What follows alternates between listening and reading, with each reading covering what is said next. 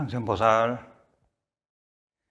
먼저 원성취진언을 3번 외우겠습니다. 오마목하 살바다라 사다야 시베훔. 오마목하 살바다라 사다야 시베훔. 오마목하 살바다라 사다야 시베훔. 유튜브 불교대학 시청자 여러분 반갑습니다. 우리 유튜브 불교대학은 수행 채널이자 공부 채널입니다.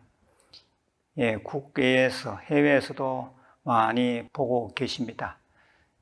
우리 불자들은 어쨌든지 이 법문 듣는 시간이 많아야 하는데 코로나 팬데믹으로 해서 법문을 듣는 그런 절들, 장소가 잘 없는 것 같습니다. 이런 세월에는 어쩔 수 없이 유튜브를 통해서라도 좀 법문을 많이 들으시는 것이 좋겠습니다. 주위에 좀 포교 좀 많이 해 주시기 바랍니다. 구독자 포교가 바로 유튜브 불교대학의 발전에 기여하는 것이고 또 유튜브 불교대학의 발전이 불교 발전이 됩니다. 또 이것이 부처님 세상 불국토를 만드는 데 크게 도움이 되는 일이기도 합니다. 우리 불자들은 어쨌든지 이 포교 정신이 좀 살아나야 합니다. 포교만 잘 되면 불국토 건설은 저절로 되는 것인데 그것이 어찌 그리도 잘 안 되는지 때로는 좀 답답하기도 합니다. 우리는 유튜브 불교대학에 들어와서 법문을 듣는 정도니까 좀 수준 있는 불자, 깨어있는 불자가 아니냐 이거죠. 그렇다면 우리 스스로 우리 불교 영역을 좀 넓혀가는 그런 노력들을 같이 좀 해보시자 이런 제안을 드립니다. 오늘은 덕에 대한 말씀을 좀 드리려고 합니다. 덕, 우리가 복덕이라 할 때 덕입니다. 덕이 없으면 인생살이 꽝입니다. 아주 제목부터 재미있게 붙여놨습니다. 덕이 없으면 인생살이 꽝입니다. 우리는 대화 중에 사람은 덕이 있어야 한다라고 말할 때가 있습니다. 그리고 부처님은 복과 덕이 출중하신 분이라고 우리 불자들은 말합니다. 그런데 덕이 무슨 뜻이냐 하고 사전을 찾아보면 뭐가 그리 설명이 복잡하고 어렵습니다.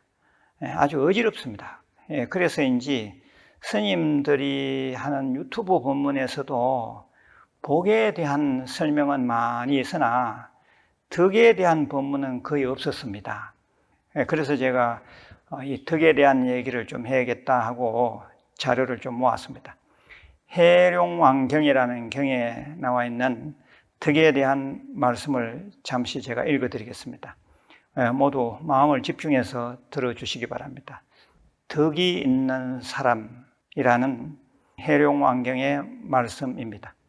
높고 잘난 체 하지 않으며 모든 사람에게 자신을 낮추고 공경하며 말과 실천이 일치하는 사람에게 겸손히 배우며 모든 일을 하며 덕을 실천하는 것을 근본으로 삼으며 수행이 굳건하고 미묘한 것을 좋아하며 차라리 목숨을 버릴지언정 삿된 길을 가지 않으며 중생의 위태로움을 보면 나서서 두려움을 없애주며 지혜를 닦고 보시를 행하면서도 아직 부족하다고 생각하는 사람은 덕이 있는 사람이라고 한다. 제가 쭉 읽었습니다만은 어렵진 않은데 문맥이 조금 엉키는 듯한 기분이 있네요. 아무튼 여러분 한번 들어보시기 바랍니다. 위의 경전 말씀을 참고해서 더 보충 설명을 드리겠습니다. 우리 인간은 반생반불이라 할 수 있습니다. 제가 만든 말입니다. 반은 중생이요, 반은 부처란 뜻입니다. 반생반불. 반은 부처라고 하면 이는 밝은 의식, 넓은 의식이 반쯤은 빛나고 있다 이 말입니다. 그런데 인간은 본인 자각에 의해서 반이 부처인 고귀함의 그 무엇이 점점 확대됩니다. 이해가 됩니까? 예, 바로 이것은 불성의 발현입니다. 부처님 성품의 발현입니다. 예, 이 불성의 발현은 온 세상을 더욱더 밝고 넓게 보이게 합니다. 그러면 내재하고 있는 덕이 자연적으로 확 드러납니다. 예, 우리 옛말에 유덕유린이라는 말이 있습니다. 유덕유린, 덕 있는 사람은 외롭지 않고 반드시 따르는 이웃이 있게 된다, 그런 뜻입니다. 예, 그럼 덕을 갖추려면, 즉 덕 있는 사람이 되려면 어떻게 살아야 할까요? 예, 거기에 대해서 제가 쭉 열거를 하겠습니다. 첫째, 베풀어야 합니다. 베푼 만큼 덕이 있어집니다. 반면에 인색하면 덕 없는 사람이 됩니다. 보시와 회향이 그만큼 중요합니다. 둘째입니다. 둘째는 마음을 아주 넓게 써야 합니다. 너무 까다롭게 처신하거나 옹졸한 모습을 보이면 사람이 곁에 있지 않습니다. 예, 웬만한 것은 그냥 허허 웃으면서 받아들이는 것이 좋습니다. 셋째는 너그럽게 용서해야 합니다. 상대가 잘못이 있음을 스스로 인정하면 그 좀 놔두는 게 좋습니다. 너무 파고들어서 끝까지 찬바람 일으키면 덕 없는 사람이 됩니다. 넷째는 화를 잘 내지 않아야 합니다.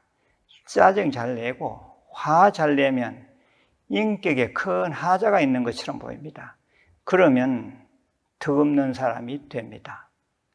예, 지금 우리는 덕 있는 사람에 대한 경우를 살피고 있습니다.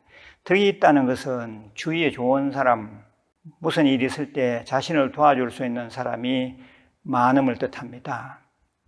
예, 좀 더 살펴보겠습니다. 덕 있는 사람이 되려면 다섯째는 약속을 잘 지켜야 합니다. 인간관계는 신뢰가 바탕이고 그 신뢰의 가장 처음이 약속입니다. 약속을 잘 지키지 않으면 사람은 떠나갑니다. 예, 덕 있는 사람이 되려면 여섯째는 이해타산을 과하게 따지면 안 됩니다. 자기는 전혀 손해보려고 하지 않고 남에게 돌아가는 혜택은 조금도 봐줄 수 없다면 너무 이기적이라 할 수 있습니다. 그러면 옆에 사람이 없습니다. 일곱째입니다. 일곱 번째는 돈 관계가 깔끔해야 합니다. 특히 돈을 빌린 경우 또 줄 돈이 있을 경우에는 분명히 거기에 대해 속 시원하게 해결해 주어야 합니다.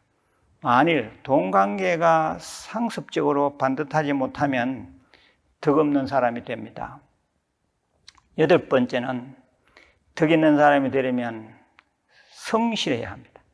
사람이 불성실하고 자기 일 제대로 하지 않고 빈둥빈둥 놀기를 좋아하면 그 곁에는 옳은 사람이 남아있지 않습니다. 어려운 일이 있어도 동정도 못 받습니다. 아홉째는 기본적인 인간 도리를 해야 합니다. 좋은 일이 있으면 축하해주고 또 슬픈 일에는 위로하는 그런 사람이 되어야 합니다. 예, 번거롭더라도 그래야지 덕 있는 사람이 됩니다. 열 번째입니다. 열째는 이해심이 있어야 합니다. 배려하는 마음, 상대의 사정을 살필 줄 아는 자비심이 있으면 주위에 좋은 사람 많습니다. 11번째는 은혜를 잊지 않아야 합니다. 은혜를 입고도 일부러 외면하거나 배은망덕한 짓을 하면 당연히 덕이 없어집니다. 다시는 그 사람을 보지 않을 것입니다. 12번째는 예의가 있어야 합니다. 인사성이나 예의는 사람 사이에서 그 유대를 강화하는 데 필수적 요건입니다. 모렴치하고 거만하고 도도해서 겸손의 맛이 없거나 인사하는 것이 자존심 깎인다고 생각하면 그 사람은 덕이 없는 사람입니다. 13번째는 명상해야 합니다. 예, 제가 늘 강조하는 5대 수행, 독송, 정근, 사경, 절, 성관상수 수행 이런 걸 하다 보면 내공이 아주 튼튼해집니다. 속이 튼실해지면 사람들에게 믿음의 에너지를 발산합니다. 이것은 살아감에 있어서 큰 재산이 될 수 있습니다. 명상하면 분명히 덕이 있어집니다. 이상 제가 덕에 대해서 말씀을 드렸습니다. 여러분 좀 들어보시고 반드시 실천하시기 바랍니다. 부모 덕, 자식 덕, 배우자 덕, 상사 덕, 친구 덕, 스승 덕, 부처님 덕, 이런 덕 있는 사람들이 되어야 됩니다. 그런 덕 있는 사람들이 되시려면 제가 말씀드린 바를 충분히 수용하고 실천하셔야 합니다. 덕 있는 사람들이 되시기를 바랍니다. 내일 다시 뵙겠습니다. 관세음보살